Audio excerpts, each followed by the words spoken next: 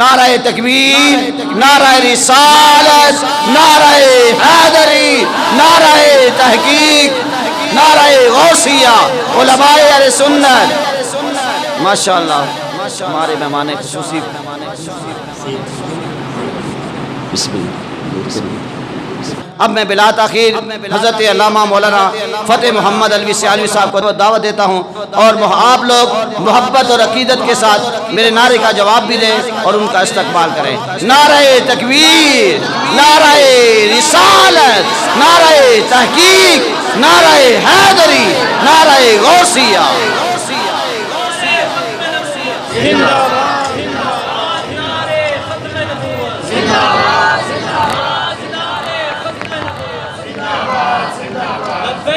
لبیک لبیک یا حسین، لبیک لبیک لبیک یا حسین، لبیک لبیک لبیک یا حسین، راجدار ختم نبوت زندہ باد۔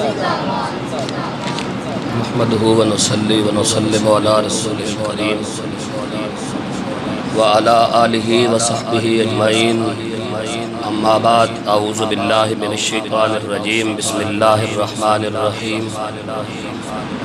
وَاذْكُرْ فِي الْكِتَابِ إِبْرَاهِيمَ إِنَّهُ كَانَ صِدِّيقًا نَبِيًّا۔ صدق اللہ العظیم وصدق رسولہ النبی الکریم الامین الرؤوف الرحیم۔ ان اللہ وملائکتہ یصلون علی النبی یا ایہا الذین آمنوا صلوا علیہ وسلموا تسلیما۔ اللہم صلی علی محمد وعلی آل محمد کما صلیت علی ابراہیم وعلی آل ابراہیم انک حمید مجید۔ اللہم بارک علی محمد وعلی آل محمد کما بارکت علی ابراہیم وعلی آل ابراہیم انک حمید مجید۔ صلاۃ و سلام علیک یا سیدی یا رسول اللہ وعلی آلک و اصحابک یا سیدی یا حبیب اللہ۔ الصلاۃ والسلام علیک یا سیدی یا جد الحسن والحسین وعلی آلک و اصحابک و ازواجک یا سیدی یا خاتم النبیین۔ بعد از حمد و صلاۃ، قابل عزت، قابل قدر سادات علماء کرام اور قابل عزت، قابل قدر سامعین و حاضرین و ناظرین، السلام علیکم ورحمۃ اللہ وبرکاتہ۔ ہر ماہ کی 22 تاریخ کو جامعہ غوثیہ معصومیہ کلر سیدہ کے زیر اہتمام ماہانہ درس قرآن کی پرکیف، پرنور، روح پرور اور ایمان افروز نشست میں ہم شریک ہیں۔ اور آج کی اس مبارک اور باعزت باوقار محفل قرآن مجید صلی اللہ علیہ وآلہ وسلم وصحب قرآن صلی اللہ علیہ وآلہ وسلم میں نے اپنے خیالات کے اظہار کے لیے قرآن مجید فرقان حمید کے پارہ نمبر 16 سے سورہ مریم کی آیت نمبر 41 کو تلاوت کیا ہے۔ اور اس آیت مبارکہ کے اندر اللہ تبارک و تعالی نے ہمیں ایک ایسے نبی کو یاد کرنے کا حکم دیا ہے جو صدیق بھی ہے، منیب بھی ہے، اواب بھی ہے اور قلب سلیم کا مالک بھی ہے۔ اس اولو العزم اور قداور معتبر نبی اور رسول علیہ السلام کا نام نامی اس میں گرامی ہے حضرت سیدنا ابراہیم خلیل الرحمن علیہ السلام۔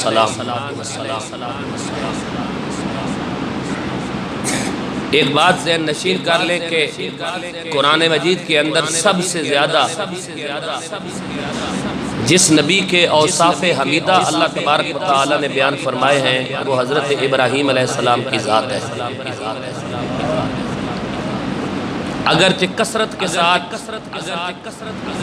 قرآن مجید کے اندر کثرت کے ساتھ حضرت موسیٰ علیہ السلام کا نام آیا ہے، لیکن جس نبی کے اوصاف اور کمال اللہ تبارک و تعالی نے کثرت کے ساتھ قرآن مجید میں بیان فرمائے ہیں، وہ شخصیت ہے حضرت سیدنا ابراہیم علی نبینا علیہ السلام کی۔ اللہ تبارک و تعالی نے سورہ مریم کی 41 نمبر آیت میں ارشاد فرمایا وَاذْكُرْ فِي الْكِتَابِ ابراہیم۔ اے نبی صلی اللہ علیہ وآلہ وسلم اپنی کتاب کے اندر ابراہیم کو یاد کیجئے، انہو کانا صدیقا نبیا، بے شک وہ کثرت کے ساتھ سچ بولنے والا اور غیب کی خبریں دینے والا نبی تھا۔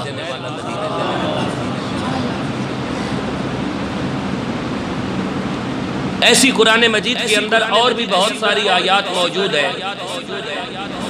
وَاذْكُرْ فِي الْكِتَابِ اسماعیل کو یاد کیجئے، وَاذْكُرْ فِي الْكِتَابِ مریم کو یاد کیجئے، وَاذْكُرْ فِي الْكِتَابِ موسیٰ علیہ السلام کا ذکر کیجئے، ان کو یاد کیجئے۔ ایسی قرآن مجید کے اندر بیشتر آیات بینات موجود ہیں، لیکن آج کی اس نشست میں ہمارا انتخاب ہے وَاذْكُرْ فِي الْكِتَابِ ابراہیم کو کثرت کے ساتھ یاد کیجئے، انہو کانا صدیقا نبیا، وہ کثرت کے ساتھ سچ بولنے والا نبی تھا۔ ہر نبی صدیق ہے، ہر نبی سچا ہے، لیکن ابراہیم علیہ السلام کی یہ انفرادیت ہے کہ ابراہیم علیہ السلام پر جتنے بھی مشکل مرحلے آئے، تمام مراحل میں ابراہیم علیہ السلام نے اپنے رب کے سامنے سر تسلیم خم کیا اور اللہ رب العالمین کا شکر بجا لایا۔ یہی وجہ ہے کہ اللہ تبارک و تعالی نے اسوہ ابراہیم کو امت محمد کے لیے بطور نمونہ قرآن میں پیش فرمایا۔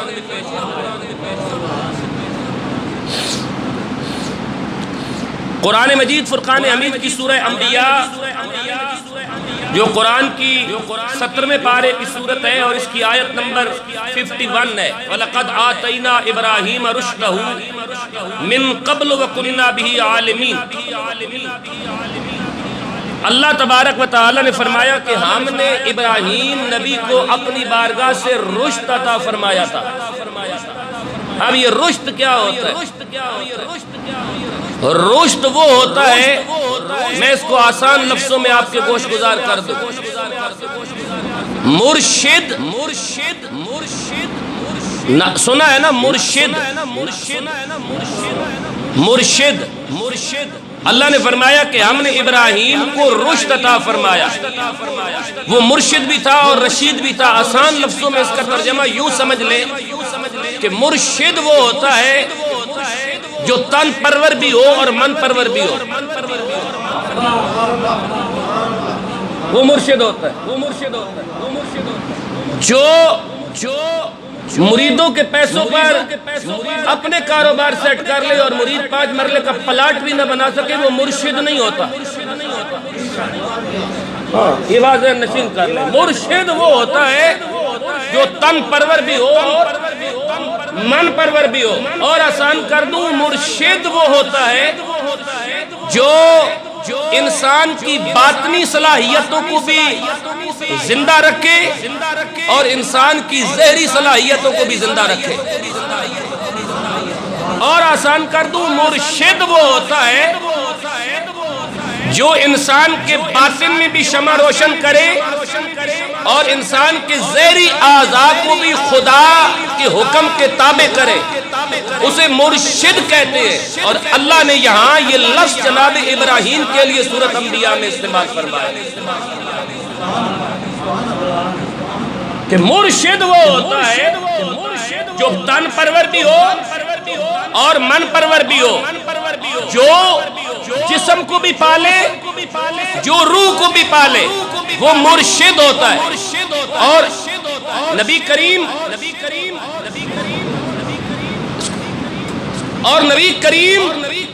صلی اللہ تعالی علیہ وآلہ وسلم کے لیے اللہ تبارک و تعالی نے سورہ جمعہ میں اور سورہ بقرہ میں جو مناسب بیان فرمائے کہ میرے نبی صلی اللہ علیہ وسلم کی شان یہ ہے کہ وَيُعَلِّمُهُمُ الْكِتَابَ وَالْحِكْمَةَ آگے نہیں وَيُعَلِّمُهُمُ الْكِتَابَ وَالْحِكْمَةَ وَيُزَكِّيهِمْ کہ میرا نبی صلی اللہ علیہ وآلہ وسلم اس شان کا حامل ہے کہ وہ تمہیں کتاب کی تعلیم دیتا ہے وَيُعَلِّمُهُمُ الْكِتَابَ وَالْحِكْمَةَ اور اس کے ساتھ تمہاری حکمتوں کو اجاگر کرتا ہے وَيُزَكِّيهِمْ اور تمہارا تزکیہ کرتا ہے. جب تک تزکیہ نہیں ہوگا اس وقت تک معاشرہ نہیں بنتا. معاشرہ تزکیہ کے مرہون منت ہے. المیہ یہ ہے کہ پاکستانی قوم کا اور امت مسلمہ کا تزکیہ نہیں ہوا کیونکہ تزکیہ کرنے والوں کو خود تزکیہ کی ضرورت ہے. ماشاءاللہ بسم اللہ سبحان اللہ. ادھر ہے میرے قریب. وَيُزَكِّيهِمْ وَيُعَلِّمُهُمُ الْكِتَابَ وَالْحِكْمَةَ وَيُزَكِّيهِمْ. قرآن نے نبی صلی اللہ علیہ وسلم کے جو مناسب بیان کیے کہ میرے نبی کی شان یہ ہے کہ وہ کتاب کی تعلیم دیتے ہیں. اور یہاں المیہ یہ ہے کہ جو اس مسند پر بیٹھے ہوئے ہیں وہ مولوی ہو یا پیر اللہ ماشاءاللہ سب نہیں. میں نے پھر کہا کہ اللہ ماشاءاللہ ان کو خود ابھی تزکیے کی ضرورت ہے. تو جن کو خود تزکیے کی ضرورت ہے وہ تزکیہ نہیں کر سکتے. تزکیہ وہ کرے گا جس کا پہلے اپنا تزکیہ ہو چکا ہو.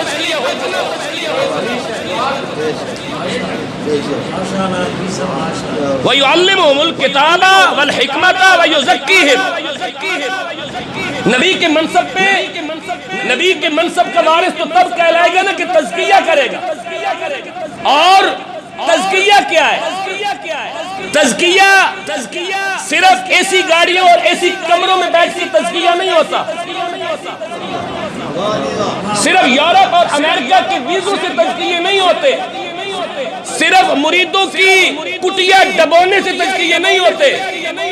تزکیہ کس چیز سے ہوتا ہے؟ تزکیہ جب ہو جائے نا تو پھر کائنات کی سب سے بڑی گدی گنبد خضرا کا سجادہ نشین امام حسین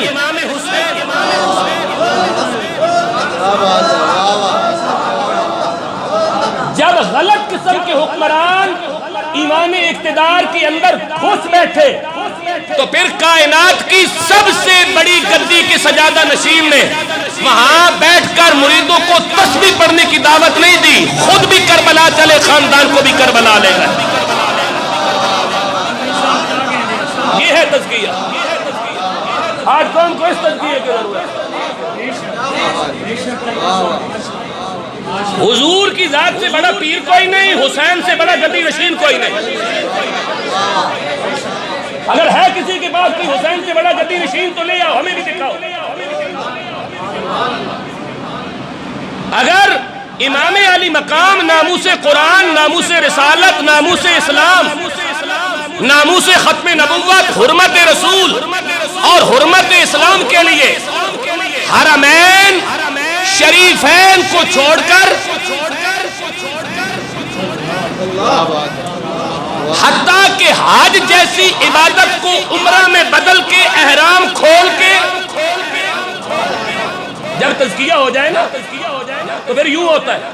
یہاں مجھے ایک اور بات یاد آ گئی. تزکیہ کسے کہتے ہیں؟ تزکیہ تب ہوگا جب اسوہ ابراہیمی ہوگا.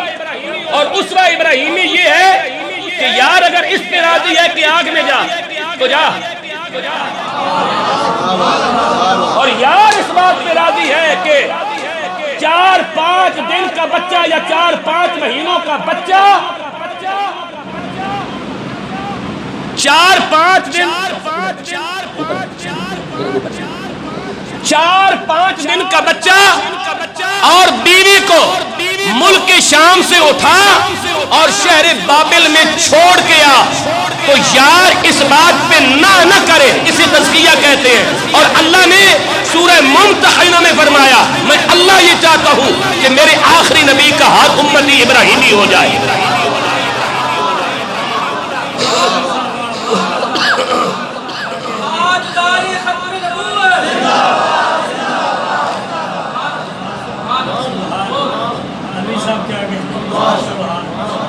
حسین ابن حیدر سے بڑا کائنات میں کوئی پیر نہیں۔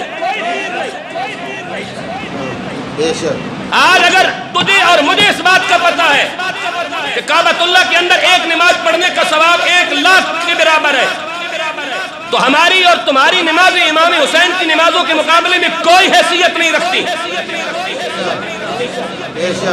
ہماری تلاوت حسین کی تلاوت کے مقابلے میں کوئی معنی اور مفہوم نہیں رکھتی۔ لیکن حسین ابن حیدر نے اتنی بڑی گدی کی سجادہ نشینی چھوڑ کر، حرمین کی نمازیں چھوڑ کر، اپنے گھر کے جملہ افراد اور رسول اللہ کے 8 صحابہ کے ساتھ کربلا جا کر جام شہادت نوش کیا، تو اس کی ایک ہی وجہ تھی، قیامت تک ہر طرح کے گدی نشین اور سجادہ نشین کو پیغام تھا کہ ایسی کمروں کے اندر بیٹھ کر بدماشیاں کرنا اور ہے، کربلا کے تپتے صحرا پہ حرمت رسول پہ پہرا دینا اور ہے۔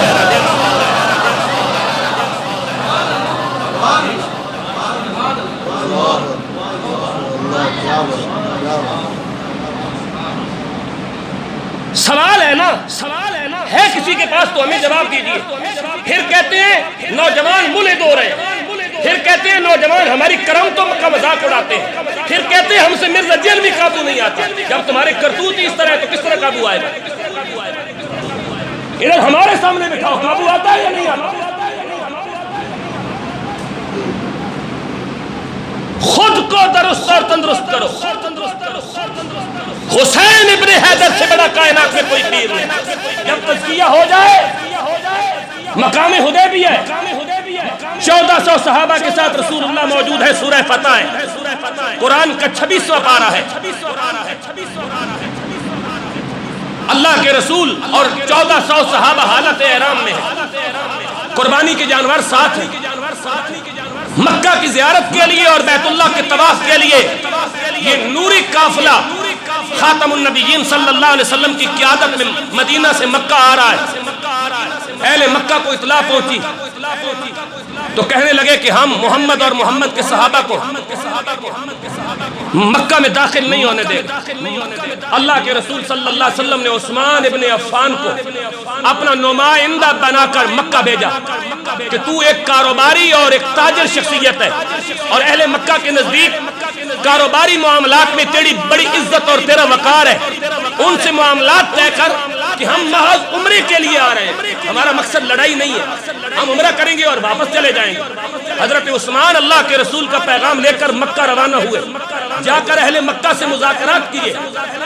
اہل مکہ نے کہا کہ اگرچہ آپ ہمارے نزدیک بہت عزت کے مالک ہیں، لیکن ہم محمد کو اور محمد کے صحابہ کو مکہ داخل نہیں ہونے دیں گے۔ آپ کو اجازت ہے کہ آپ طواف کعبہ بھی کر لیں، زیارت کعبہ بھی کر لیں اور عمرہ بھی ادا کر لیں۔ عثمان کے یہ الفاظ آج بھی تفسیروں کے سینے پہ رقم ہے۔ عثمان نے کہا طواف کرنا اور کعبہ کی زیارت کرنا تو بڑی بات ہے، عثمان اس کعبے کی طرف نظر اٹھا کے بھی نہیں دیکھنا چاہتا جس کی زیارت سے میرے نبی کو منع کیا گیا۔ جب تزکیہ ہو جائے تو پھر انسان عبادت کو ثانوی درجہ دیتا ہے، مصطفیٰ کو اول درجہ دیتا ہے، اور تزکیہ نہ ہو تو پھر بندہ محض تسبیح پڑھتا ہے، وہ ناموس رسالت سے پہرا نہیں دیا تھا۔ آج بھی قوم کا المیہ یہ ہے کہ قوم تسبیح پڑھنے پہ لگی ہے۔ رسول اللہ نے تسبیح نہیں پڑھی، پر رسول اللہ نے تلوار ضرور اٹھائی۔ حضور کے ہاتھ میں یہ مروجہ تسبیح مجھے بتاؤ اگر حضور نے اٹھائی ہے۔ ویسے سبحان اللہ الحمدللہ یا حی یا قیوم وہ علیحدہ مسئلہ ہے، مروجہ تسبیح حضور نے نہیں پڑھی، لیکن تلوار حضور نے ضرور اٹھائی ہے۔ المیہ یہ ہے کہ جب تلواریں ڈانس قلبوں کے اندر لہرائی جائیں اور مولوی اور پیر اور مرید تسبیحیں اٹھا کے بیٹھ جائیں تو پھر فلسطین صرف دعاؤں سے آزاد نہیں ہوتی۔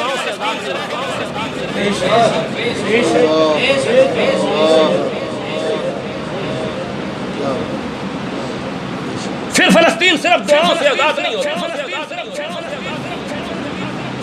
جو کہ تلواریں صرف فلموں کے اندر لہرائی جاتی ہیں، ڈراموں میں لہرائی جاتی ہیں، سونے کی تلواریں بنا کے شہنشاہوں کو تحفہ دیتے ہیں اور مولوی تلوار کی بات کرتے ہوئے احساس کمتری کے شکار ہوتا ہے. اور آج ہمارے ممبروں سے ہمارے مولوی اور ہمارے پیر کیا کہتے ہیں؟ دین تو امن سے پھیلا، دین تو اخلاق کی تلوار سے پھیلا. یہ اخلاق کی تلوار آپ نے کہاں سے نکالی ہے؟ حضور کی تلوار تو لوہے کی تھی. سبحان اللہ بولو، سبحان اللہ بولو. نہیں مجھے بتاؤ نا، اخلاق کی تلوار، اخلاق کون سا مٹیریل ہے؟ مجھے بتاؤ وہ تلوار کہاں بنتی ہے؟ مجھے اخلاق نبوی کا انکار نہیں، لیکن اس کا معنی مفہوم آپ نے غلط بنایا ہے. ذوالفقار کا کیا کرو گے جو مولا حیدر کے ہاتھ میں ہے؟ اس 70 کلو کی تلوار کو کدھر لے کے جاؤ گے جو خالد بن ولید کے ہاتھ میں ہے؟ اس تلوار کا کیا کرو گے جو میدان بدر میں امیر حمزہ کے ہاتھ میں ہے؟ اس تلوار کا کیا کرو گے جو میدان بدر میں اس فاروق اعظم کے ہاتھ میں ہے؟ اس تلوار کا کیا کرو گے جب رسول اللہ دنیا سے جاتے ہیں تو حضور کے گھر میں دیا جلانے کے لیے تیل تو موجود نہیں، لیکن دیوار کے ساتھ 8 تلواریں لگی ہوئی نظر آ رہے ہیں.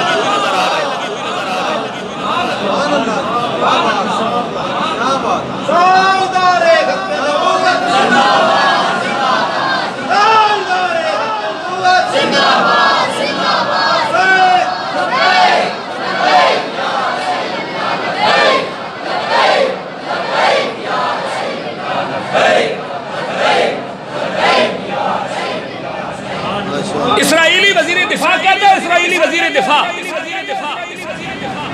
اسرائیلی وزیر دفاع کی بیٹی کہتی ہے پاپا آج آپ نے میرے ساتھ سکول میں میرے فنکشن میں شریک ہونا ہے.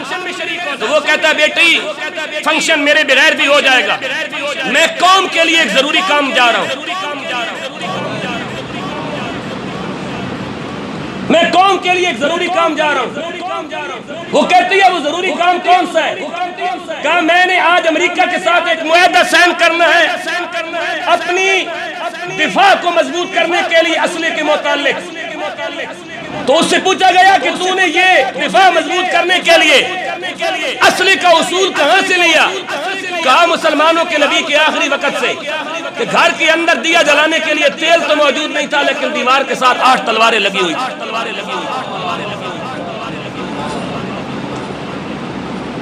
وہ اس لیے پوری دنیا پہ حکومت کر رہے ہیں اور مسلمان اس لیے ذلیل ہو رہے ہیں کہ مسلمانوں نے ڈرامے بازی کی، مسلمانوں نے دعا پہ کام رکھا ہوا. دعائیں بالکل بجا ہے، دعائیں اپنا اثر دکھاتی ہے، لیکن اس وقت جب 313 لے کے رسول اللہ بدر میں جائے اور عریش یعنی چھپر کے اندر حضور اپنے چہرے کے اوپر یوں نقاب ڈالے اور نقاب ڈال کر سر سجدے میں رکھ کے کہیں میرے مولا میرے پاس یہی تھے، میں تیری رضا کے لیے لے آیا ہوں، میرے پاس یہ 313 تھے، میں تیرے لیے لے آیا ہوں. اگر آج یہ مٹ گئے تو پھر تیری توحید کا نغمہ گانے والا کوئی نہیں ہوگا. جب یوں رسول اللہ نے گڑ گڑا کے دعا کی تو پھر 313 اس طرح سپر طاقت پر حاوی آئے کہ قیامت تک قرآن نے انہیں جنتی ہونے کا سرٹیفکیٹ عطا فرما دیا.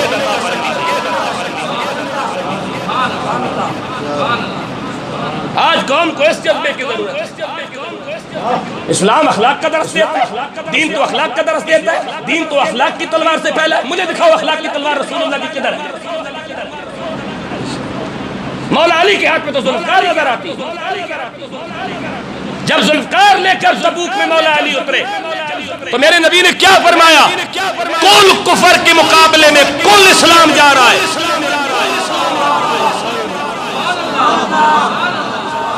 حالانکہ میدان تبوک کے اندر حضور میرے خیال میں 10,000 یا 12,000 صحابہ لے کے گئے تھے، اور ایک روایت تو 70,000 کی بھی ملتی ہے، جتنی بھی لے کے گئے تھے. لیکن منافقین تو چند قدم ٹور کے واپس آ گئے تھے، وہ پیچھے تسبیحاں پڑھتے رہے. مصطفیٰ والے وہاں لڑتے رہے، تسبیحاں پڑھنے والے منافق کہلائے، تلواریں چہلانے والے رضی اللہ عنہ کہلائے. سبحان اللہ بولو تاکہ اگلی بات میں جناب کے حوالے کروں. جنہوں نے رسول اللہ کا ساتھ دیا وہ رضی اللہ تعالی عنہ ورضوا عنہ کہلائے. جو راستے سے واپس آ گئے، قرآن کہتا ہے اذا جاءک المنافقون قالوا نشهد انک لرسول اللہ واللہ یشهد ان المنافقین لکاذبون. مذبذبین بین ذالک لا الہ ہؤلاء ولا الہ ہؤلاء ومن یضلل اللہ فلن تجد لہ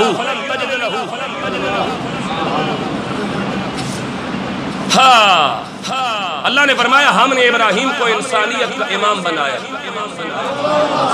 سبحان اللہ. اونچا ارشاد فرماؤ تاکہ میں اگلی بات آپ کے حوالے سے. اچھا کہتے کیا ہے عجیب تماشا.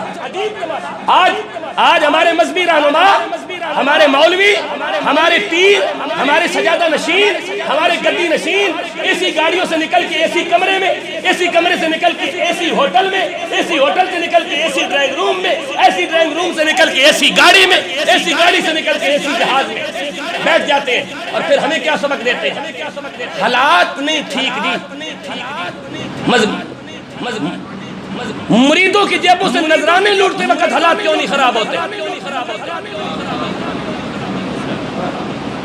70,000 تقریر کا لیتے ہو، یہ حالات کیوں نہیں خراب ہوتے؟ غریب بندہ لنگر تمہارے سامنے رکھے اور تم کہو کہ کالی مرچوں میں نہیں پکا ہوا، دیسی گیہوں میں نہیں پکا ہوا، اس وقت حالات کیوں نہیں خراب ہوتے؟ ناموس رسالت کی بات نہیں، یہ حالات خراب ہوتے ہیں. حضرت صاحب حالات غلط ہو پھر بندہ حق کے ساتھ کھڑا ہو پھر مزہ آتا ہے. جب مسند اقتدار پہ صدیق و فاروق و عثمان و علی بیٹھے ہو پھر تو حالات خود بخود ٹھیک ہو جاتے ہیں. پھر تمہاری کیا ضرورت ہے؟ پھر تسبیح پڑھنا.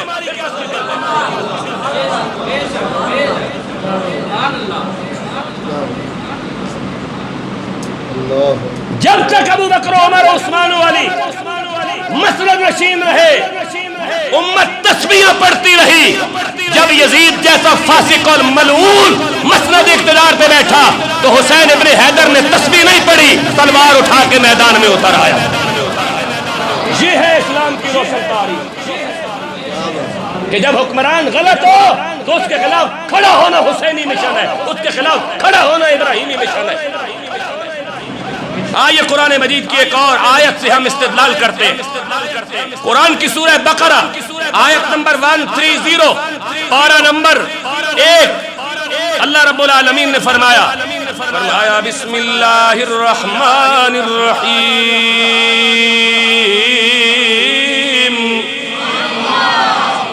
اونچا بولے سبحان اللہ.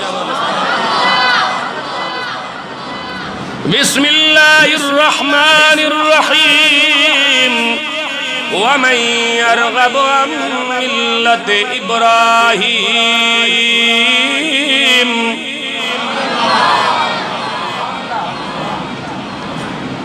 رب العالمین نے فرمایا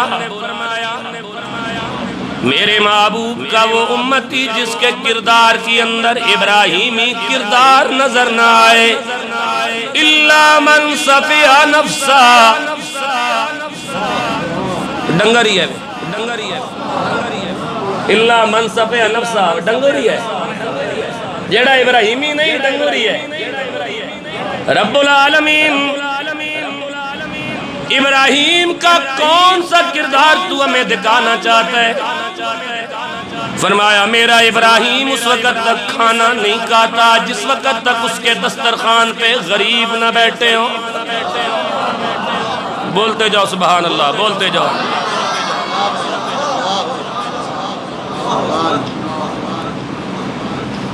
فرمایا میرے ابراہیم کی دوسری خوبی یہ ہے کہ نمرود جیسا بد کردار حکمران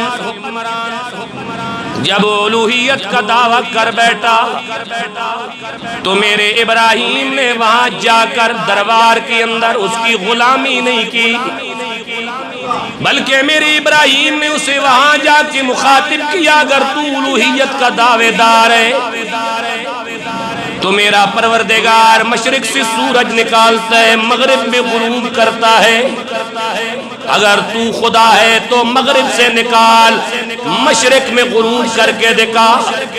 لیکن قرآن کہتا ہے جب میرے ابراہیم نے یہ بات کی تو فَبُہِتَ الَّذِي كَفَرَ کافر بوکھلا گیا.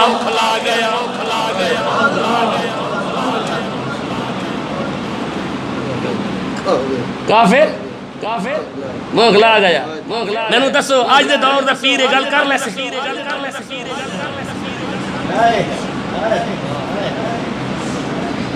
آج دے دور دا پیر یہ گل کر لے سی نمرود جیسے بادشاہ دے سامنے ابراہیم یہ گل کر دیتی ہے اور آج دا پیر تے ایم این اے دے سامنے یہ گل نہیں کر سکتا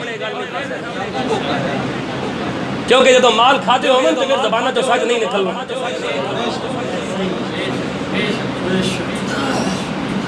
مال کھاتا ہوئے تو زبانہ تو سچ نہیں نکلنا مال نہ کھاتا ہوئے تو بندے پرواہ ہی کوئی نہیں کہ آخنے رن سیانے کہ بندہ ہو کہ مثال بنی ہے کہ اندر صاحب ہوئے تو کوٹھے تے چڑھ کے نہ جدو اندر خراب ہوئے راجہ صاحب پھر بندہ گل نہیں کر سکنا پھر چند ٹکی نہ بندہ بھی سوال کرے گا کراچی تو لے کے لنڈی کوجل تک کوئی جانا کرے نہ ساڑھے کے سوال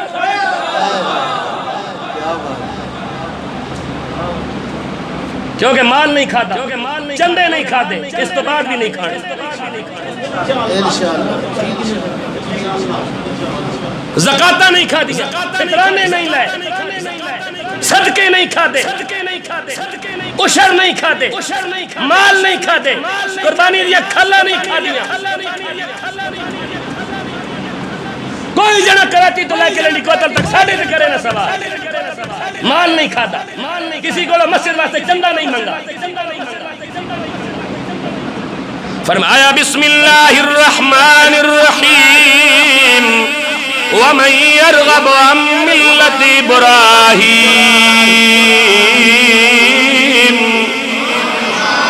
سبحان اللہ اچھے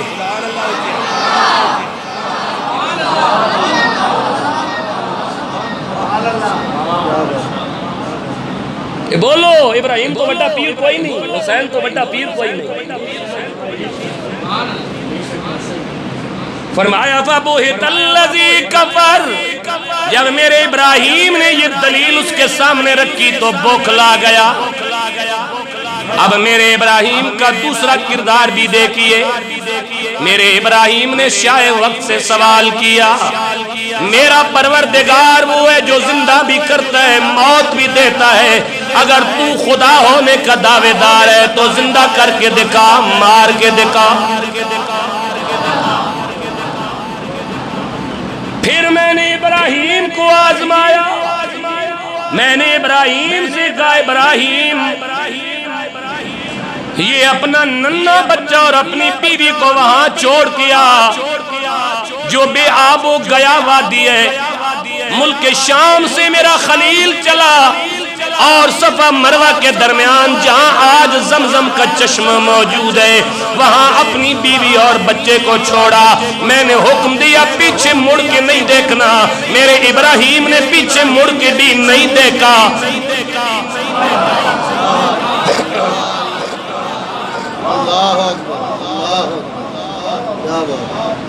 ہاں جی پیچھے مڑ کے نہیں دیکھتا میرے ابراہیم نہیں دیکھا ادو بھی حالات ٹھیک نہیں ہاں ادو بھی حالات نہیں حالات ٹھیک نہیں 70,000 تقریر دا لینے واسطے حالات ٹھیک کر مریدہ دی جیب تو نظرانے دے اہمیت دسن واسطے حالات ٹھیک کر مریدہ نو ایک گل آکھنی کہ لنگر کھا کے جائیو اس واسطے حالات ٹھیک کرتے مریدہ نو ایک گل کیوں نہیں آکھنی کہ واپس جا کے تیرے پیر دا پیغام ہے کہ حضور دی ختم نبوت دے پیرا دے رہے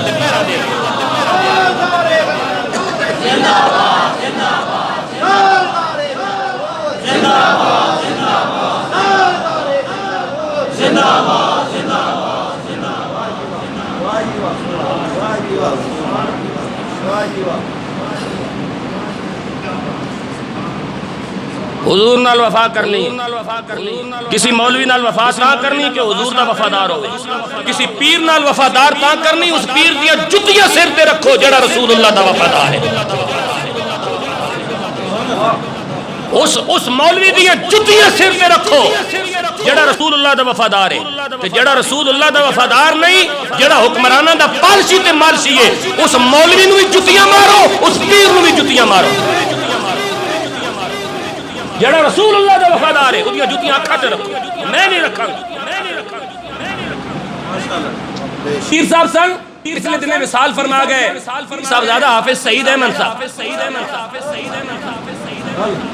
میں تقریر کی تھی اٹک پیر ہر بندے دی تقریر نہیں بہنا سی غیرت مند پیر ہر بندے دی تقریر نہیں بہنا سی میں تقریر کی تھی پیر بیٹھا رہے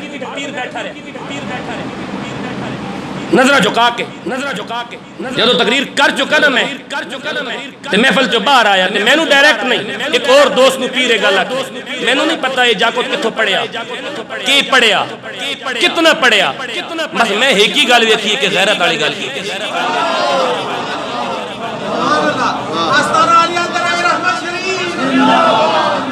میں نے اس جاگتے نال ایک غرض کوئی نہیں میرے بارے آکر لگا میں نے اس جاگتے نال کاکے نالی غرض کوئی نہیں کتنا پڑھیا کی پڑھیا کتھے پڑھیا میں نے اس گل نال غرض نہیں میں ایک ہی گل ویکھی ہے جڑی گل کی تھی تو غیرت دی نہ یار بدلو غیرت مند پیرن یا جتیاں جاؤ سانو خوشی ہے غیرت مند پیرن نظرانے دیو سانو خوشی ہے غیرت مند پیرن آستانے تے جا کے لنگر ورتاؤ سانو خوشی ہے غیرت مند مولویوں دی اقتداء کرو سانو خوشی ہے لیکن بغیرت پیر تے بغیرت مولوی نہیں حضور دے منبر دا کھا کے حضور دے منبر لال میرے بھائی اے ممبر رسول اللہ نے وفا کرو اس ممبر پہ میرا ابراہیم اپنے ننھے بچے اور اپنی بیوی کو وہاں چھوڑ کے میری رضا کی خاطر واپس پلٹ آیا لیکن پیچھے مڑ کے نہیں دیکھا شاہ وقت نے آگ جلائی اور آگ جلا کر میرے ابراہیم کو آگ کے اندر ڈال دیا میرے ابراہیم نے جبرائیل کی مدد بھی قبول نہیں کی کیوں نہیں بولتے سبحان اللہ ہاں جب ابراہیم آگ میں جا رہے تھے تو آیا تھا جبرائیل نے آ کے کہا اگر حکم ہو تو پھونک مار کے بجھا دوں لیکن ابراہیم نے کیا بات کی نہیں جس کی خاطر جا رہا ہوں وہ جانتا ہے نہ بجھا دے گا پھر بڑی گلزار یا نہ بڑی فلما اسلما وتلہ للجبین ونادیناہ ان یا ابراہیم قد صدقت الرؤیا انا کذالک نجزی المحسنین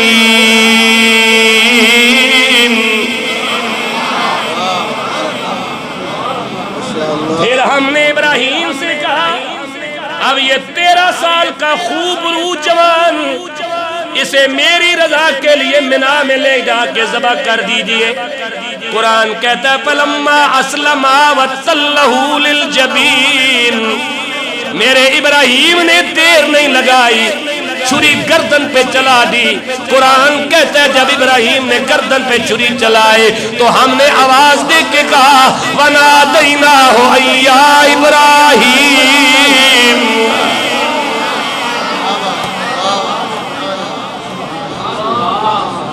میں پھر تانوں دا سلا بھی دسنا میرے اوپر کٹ دے جی سورہ صف دی ایت کوئی بندہ میرے سورہ صف دی ایت کٹ دے اور کٹ کے دے یہ ایت کٹ کے دے جی وَنَادَيْنَاهُ أَن يَا إِبْرَاهِيمُ قد صدقت الرؤيا إنا كذلك نجزي المحسنين ہم نے ابراہیم کو آواز دے کے کہا اے میرے خلیل چوری ہٹا لیجئے ہم اسی طرح کا صلہ دیا کرتے ہیں ان لوگوں کو جو میری رضا کے لیے اتنا بڑا قدم اٹھاتے ہیں آگے قرآن کہتا ہے ان ھذا لہو البلاء المبین وفدیناہ بذبح عظیم ان ابراہیم نے اللہ صلہ دین لگا صلہ کہہ رہے وَتَرَكْنَا عَلَيْهِ فِي الْآخِرِينَ تو یار راضی کیتا ہم آخر والوں میں تیرا ذکر رکھ دیں گے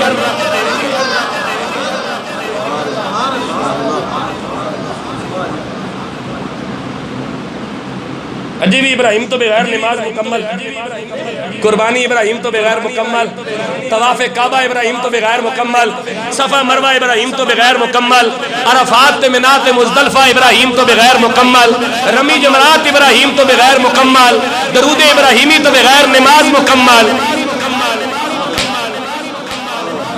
ایسے لے جب یار واسطے بندہ کام کر گزرے، ہاں کام جیڑے بھی کرنا ہو یار واسطے کرنا، اپنی ذات واسطے نہیں کرنا۔ ہاں ہم نے ابراہیم کو پھر صلہ دیا، صلہ کیا دیا؟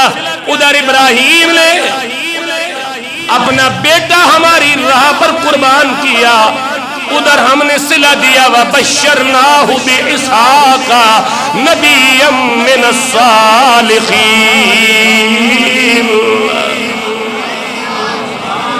ہم نے پھر اسحاق جیسے بیٹے کی خوشخبری دی، خود نبی، اگو پتر اسحاق نبی، اگو پوترا یعقوب نبی، اگو پر پوترا یوسف نبی۔ حضور نے فرمایا یوسف کریم ابن کریم ابن کریم ابن کریم ہے، پر پوترا نبی، پوترا نبی، پتر نبی، آپ نبی۔ کیوں؟ اس نے اسماعیل دینے میں کب لے تو لال سے کام نہیں لیا۔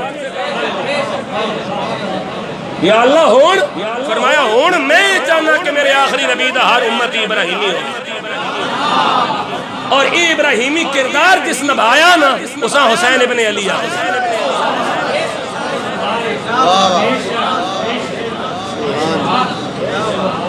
جدو ناموس قرآن دی گل آئی، جدو حرمت رسول دی گل آئی، جدو عقیدہ ختم نبوت دی گل آئی، تو پھر حسین ابن علی مکے وچ بیٹھ کے تسبیح نہیں پڑھی، مدینے وچ بیٹھ کے تسبیح نہیں پڑھی، پھر طواف کعبہ نہیں کیتا بلکہ طواف کعبہ چھڈ دیتا، پر پھر احرام نہیں بدھا بلکہ احرام کھول دیتا۔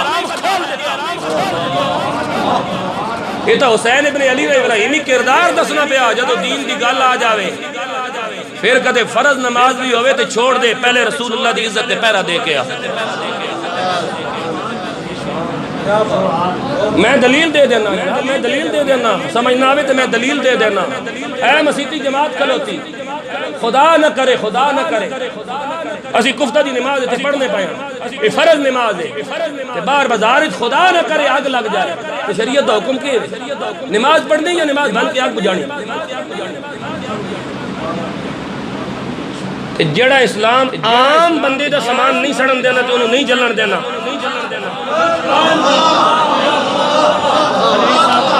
سبحان اللہ بولو۔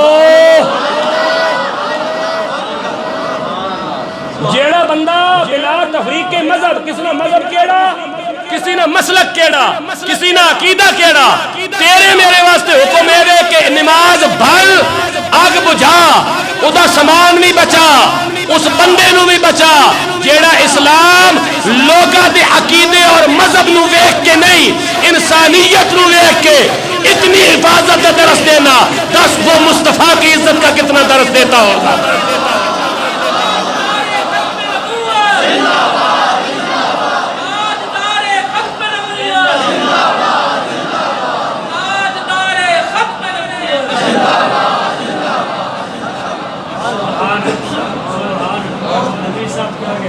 یہ نماز دا حکم اساں کس دیتا کہ گفتہ دی فرض ہے؟ اللہ تے اللہ دے رسول تے نماز بان کے تے آگ بجھاؤ، یہ کس حکم دیتا؟ اللہ تے اللہ دے رسول تے جنہاں حکم دیتا جیڑے دوسرے دی جان دی حفاظت دا اتنا ذمہ اٹھا رہے ہیں، انہاں دی عزت تے حملہ ہو جاوے تے ایسا کچھ نہیں کرنا، انہاں دے خاکے بن جاون، ناموس رسالت تے حملے ہو جاون، مسلمان لٹ جاون، قبلہ اول تباہ ہو جاوے، غزہ شہید ہو جاوے، پوری دنیا تے عالم کفر جڑا ہو ظلم و ستم کر رہے ہوئے۔ عجیب تماشے، امت مسلمہ کے ساتھ عجیب ظلم ہے کہ پوری دنیا کو امریکہ اپنے ظلم و ستم اور کار و غضب کا نشانہ بنا رہا ہو، اور ہمارے تیر امریکہ کے جھنڈے اٹھا کے کھڑے ہو۔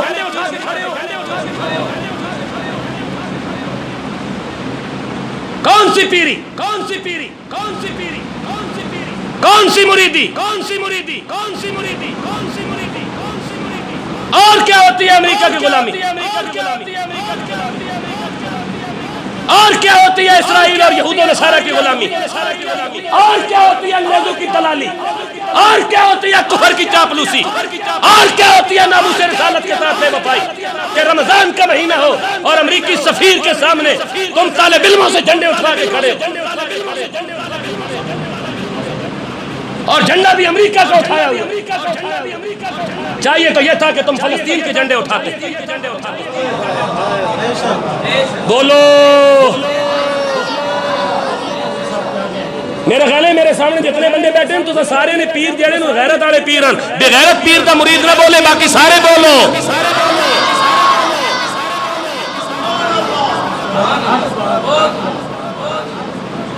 شاہ صاحب پاکستان کا جھنڈا نہیں اٹھایا کبھی، فلسطین کا جھنڈا کبھی نہیں اٹھایا، مظلوم مسلمانوں کے ساتھ کبھی ہمدردی کا مظاہرہ نہیں کیا، لیکن اپنے گرین کارڈ اور گرین ویزوں کی خاطر اسرائیل اور امریکہ کے جھنڈے اٹھا لیے، اور پھر کہا آج کے رسول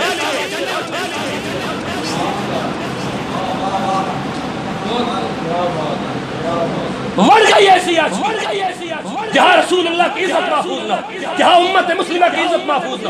1,24,000 انبیاء کا کعبہ ہے، منہ تے اٹھاؤ، تھلے منہ نہیں کرنا، تھلے منہ نہیں کرنا، تو سب کلر رہنے ہو، میں پنڈی رہنا ہوں، یہ سارے میرے ازواج ہیں، میں انہوں بڑے اچھے طریقے نال جاننا یہ کتنے بدماش ہیں۔ ریکارڈ کرو اس بات کو،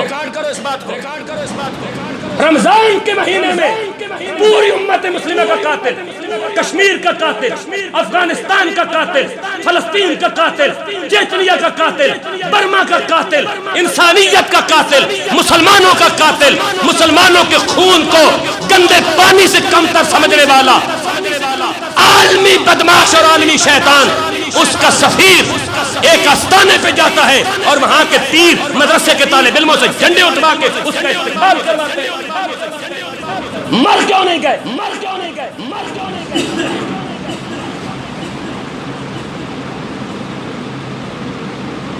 ایسے پیروں کو سمجھو، یہ ہے امت مسلمہ کے بنیادی قاتل۔ ہماری زندگی کا ایک ہی مقصد ہے، انہیں جانا، نہ رکھا غیر سے کام۔ آج اس بابے دا یوم ولادت ہے جسے دنیا امیر المجاہدین کہنی ہے، جس ساڑھے جائے بندیاں بھی غیرت دا سبق پڑھا چھوڑیا، جس ساڑھے جائے بندیاں بولن دا طریقہ سکھا چھوڑیا، جس ساڑھے جائے بندیاں دی سوئی غیرت بھی جگہ چھوڑیے، جس سانوں بھی دس چھوڑا کہ رسول اللہ دی عزت سے پیرا کہیں دینا ہے۔ ورنہ اسی حلیمہ دی داتی بیان کرنے والی مولوی صاحب، اسی بھی شاہ ولی اللہ نے ملاد کو رکھ کے چھولے بیان کرنے والے مولوی صاحب، سانوں کے پتہ سی ساڑھی سوئی غیرت تے او بیدار کر کے گئے جسے دنیا فنا فی خاتم النبیین علامہ خادم رضوی کے نام سے جانتی ہے۔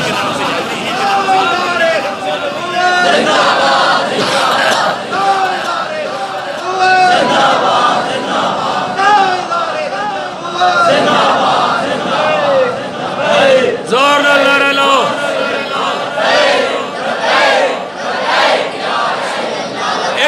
ایک منٹ میری گل سنو، آج 22 مئی یہ تاریخ ہے، 22 مئی، اور یہ یوم ولادت علامہ خادم حسین رضوی دا۔ ہن لاؤ لبیک دا نعرہ،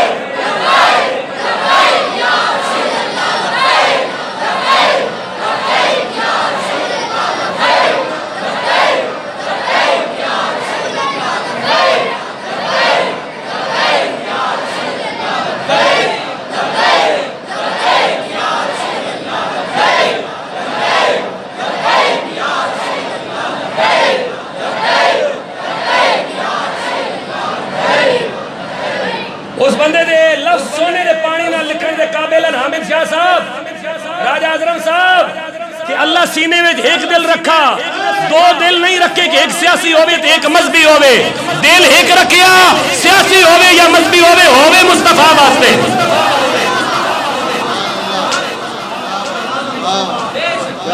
اللہ سینے میں دو دل نہیں رکھے کہ ایک سیاسی ہوئے تو ایک مذہبی ہوئے، اللہ ایک ہی دل رکھا تو یار واسطے رکھا۔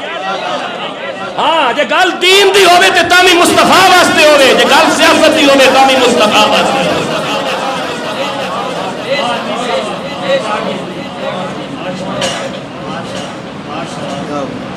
اللہ سینے میں ایک ہی دل رکھیا، ایک ہی دل رکھیا، ایک ہی دل رکھیا، ایک ہی دل رکھیا، ایک ہی دل رکھیا۔ اس دل دی حفاظت کر لے، دل وہ دل جو تیری یاد سے معمور رہا، دل وہ دل جو تیری یاد سے معمور رہا، سار وہ سار جو تیرے قدموں پہ قربان گیا۔ وآخر دعوانا الحمدللہ رب العالمین۔